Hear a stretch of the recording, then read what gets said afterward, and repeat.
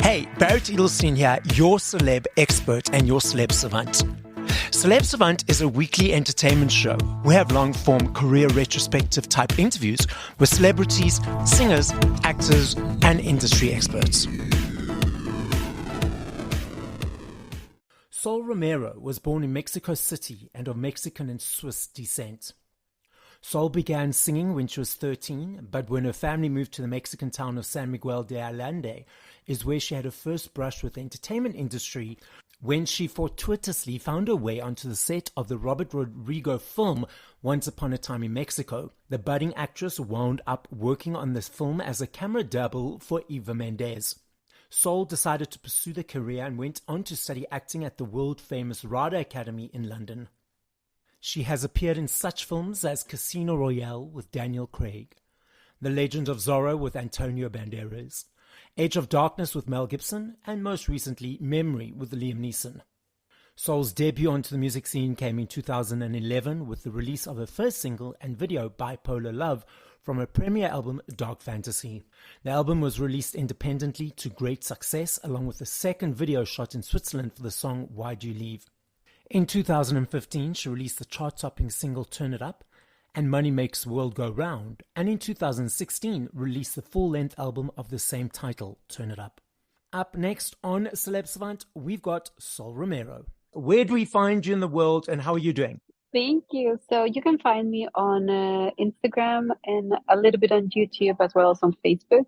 On Instagram is Sol Romero Official, and on the YouTube is, I think it's also Sol Romero Official. And where are you? You currently in London at the moment? I am in London at the moment, yes. Okay, lovely. So now let's rewind. At what age did you say, cool, I want to be in the entertainment world? And how did that journey progress to where we are today? I've always loved kind of like, acting, singing, and painting. It's always been like since I was a little girl. But it kind of like started a lot when I was 16 and I was taken from the school to be part of Once Upon a Time in Mexico, and I was kind of like the double of Eva Mendes, and then kind of like met everybody, and then just kind of like it rolled down from there. Okay, so I'm going to go down the two avenues because you've got two sort of arms in the entertainment world. So first of all, your acting career. Tell us, what do you enjoy about acting?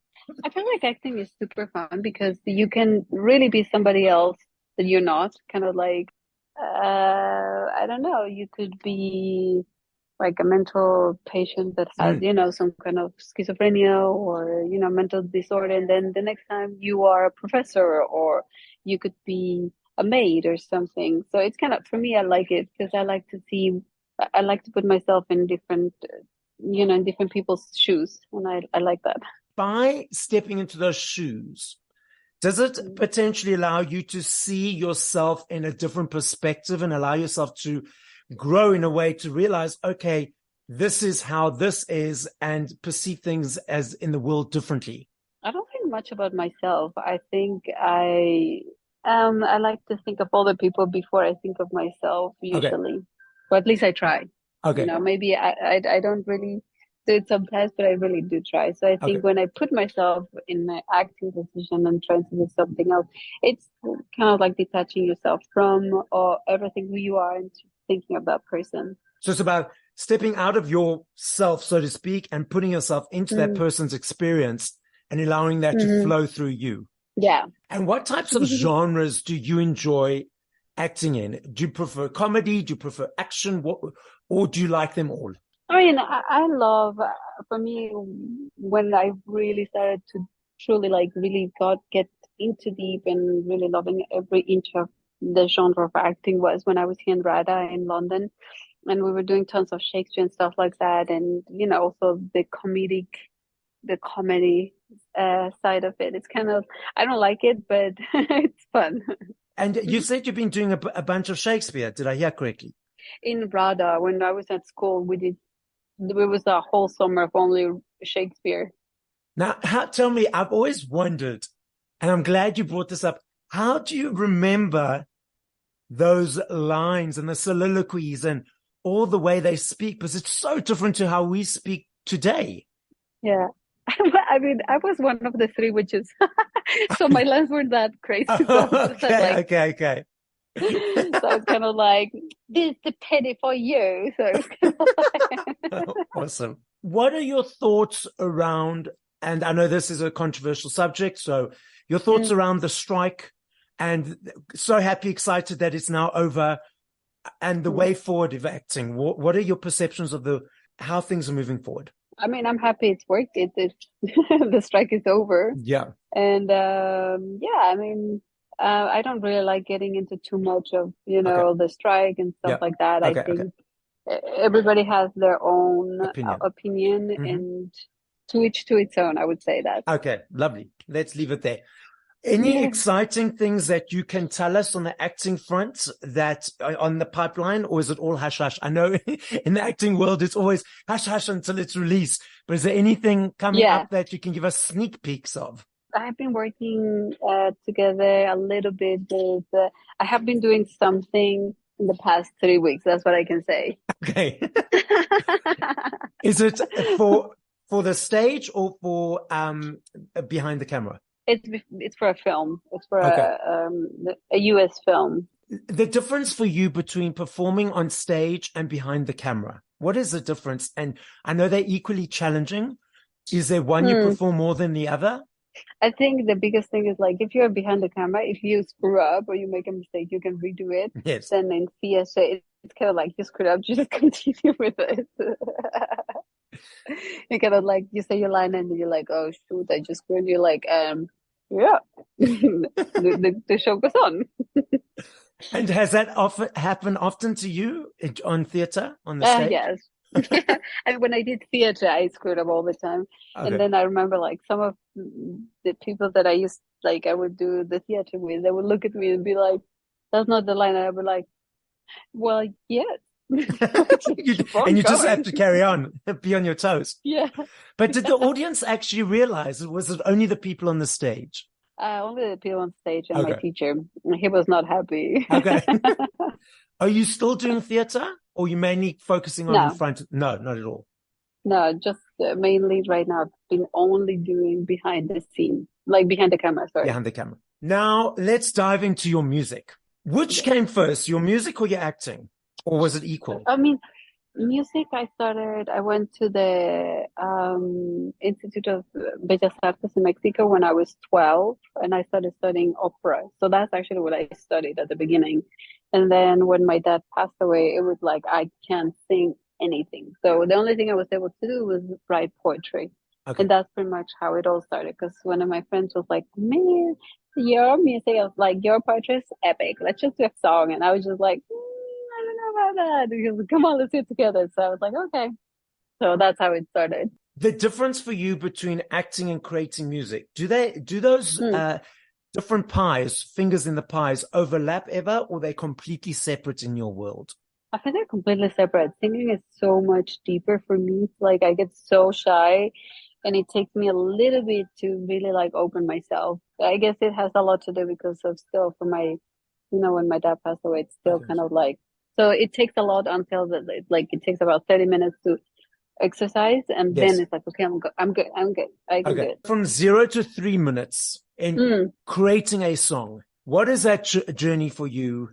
What inspires your music mind? Let's dive into your music creativity. I love a good beat. That's for me big. And I mean, this is something I love. I love depressing songs, but I know that's not really what everybody likes. Yeah. I love depressing songs. Yeah. So I always tell the producer, like, I just want something depressing. They're always like, you're crazy. And I'm like, no, I just like it. But then it's always like, okay, let's have some happy thoughts and, some happy tunes. I'm like, listen, as long as you put something sad, I'm okay. Okay. What's up next in the music steps for you? So I have a few songs I have to finish. It's just because I've been traveling so much, I haven't had the time to go to a producer and literally like sit down with him and do it. That's pretty much it. I just saw it right now, but yeah, I have to. Okay, and is this going to accumulate to a full package of an album? I don't like albums. I like just small. It's easier if I do like small, EPs or like a small 5 song or Okay, even 3 songs. I like to do them smaller, but Small better. So just a few bites here and there, because I suppose doing a Yeah. whole album is there's a lot of commitment, a lot of time, a lot of energy, a lot of promotion, a lot of marketing. Whereas when you do smaller Yeah. bite size, it's like, okay, a little short and quicker. Am I correct in my understanding? Yeah, I mean, I honestly don't think I've ever done, the biggest album I've ever done was like 8 songs. And that was Okay. for me like, oh my gosh, so much. I hate it. I just was so done. By the fifth song, I was like, I'm so over this. Like, I can't. So what about it are you over? Is it that it takes too long, or it's just too much pressure? I think it's like, first of all, I feel like it's the same thing. Like in a whole album, it has to have the same, everything has to have kind of like the same vibe. Oh, And I okay, I'm like to with you. create new things. So Okay. if I have like 3 songs that are the same, I love it. But if I have 8 songs that are kind of like the same, it's like, what? Oh, okay, I It's so understand. hard. And do you enjoy, when it comes to music videos, how much input do you have? And do you enjoy doing them? I love putting inputs and I love that are kind of like quirky and crazy and super artistic, but I don't think everybody likes it. So I tend to just listen more to what the music producer might say. And usually, like, I do like them, but it's not really like, I like it a bit more. The one that I loved the most was the one that I did with Chloe Lukasiak. There was a Turn It Up, and Yeah. they're like black and white. That was like honestly one of my favorite music videos I ever did. Because that's something I literally told the director, I was like, I want black and white. It's two forces fighting, and I just want that. And she did it. She did an amazing job, the director. I'm going to play a game with you. I know if I had to ask you both these questions tomorrow, Sunday, or the next day, I know your answers will be different every time because there are Okay. millions of them for both these questions. Okay. Oh, okay. Oh, yeah. That way. So in this moment, the first 4 people that come to mind that you'd like to act with, that you have yet to do so, who would those 4 people be? Sir Anthony Hopkins, Emma Thompson for sure. Emma Thompson, Anthony Hopkins.